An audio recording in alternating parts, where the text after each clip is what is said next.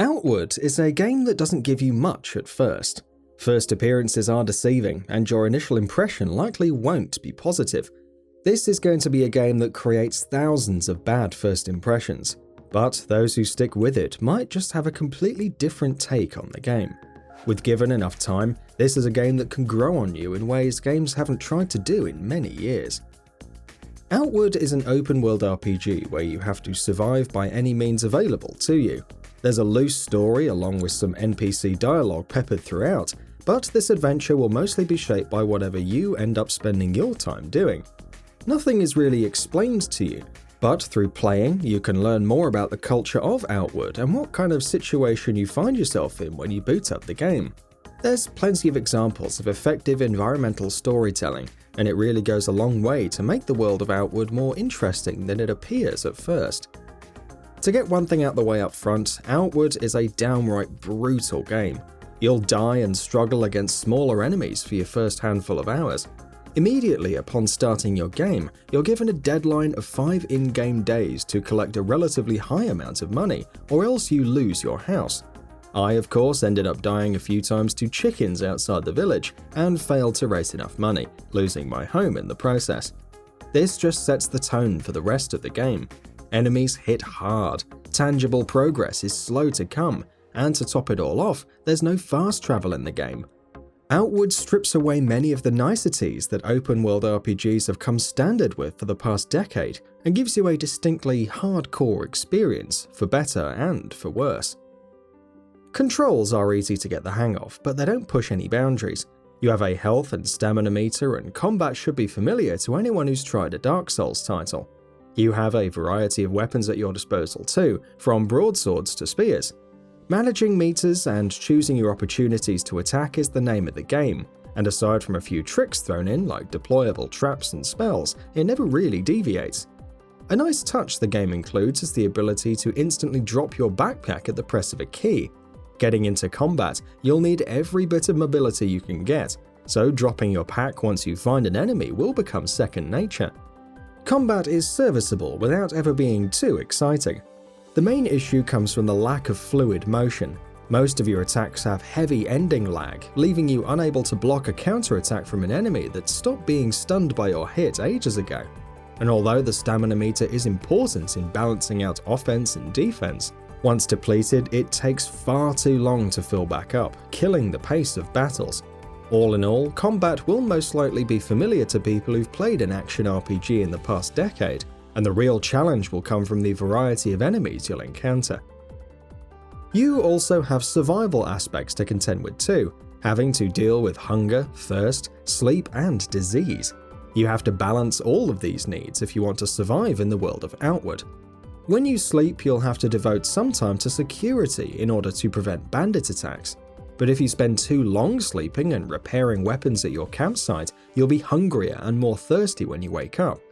If you're not careful, you can leave yourself in a bad position.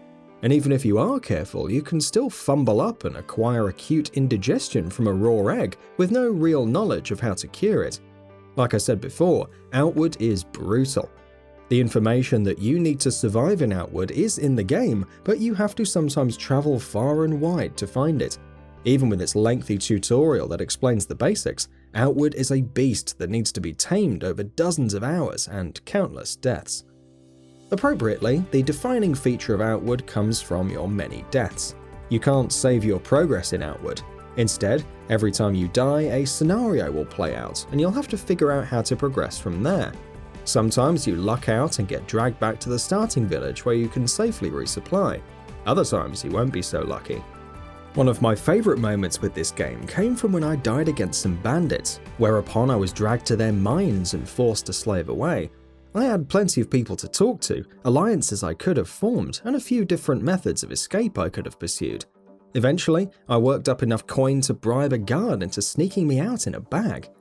These moments really serve to give death some personality in this game. No longer can you just retry a scenario over and over until you win. Now you'll have to deal with whatever consequences your defeat brings. The presentation in Outward is a mixed bag.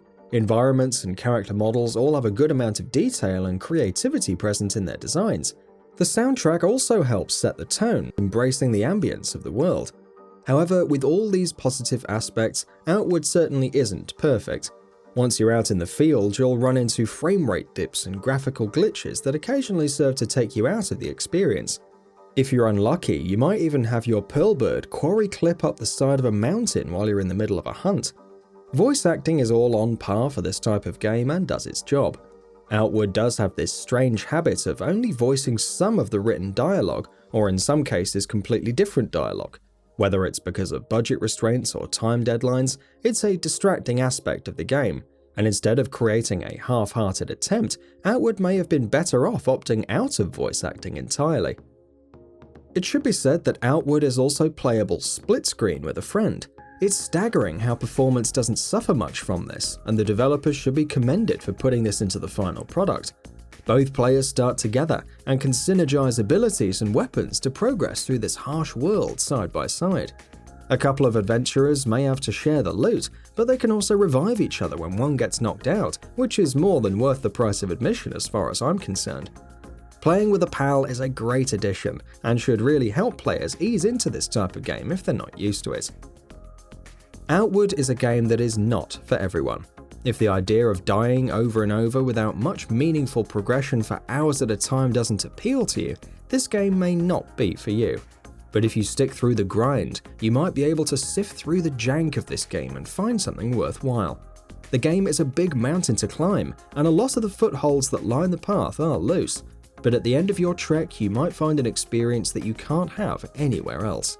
Because after the hours of tears and frustration, Outward can end up giving you satisfaction in something as simple as finding a backpack.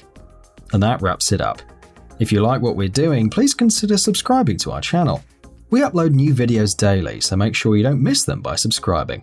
We appreciate your support, and we thank you for checking us out.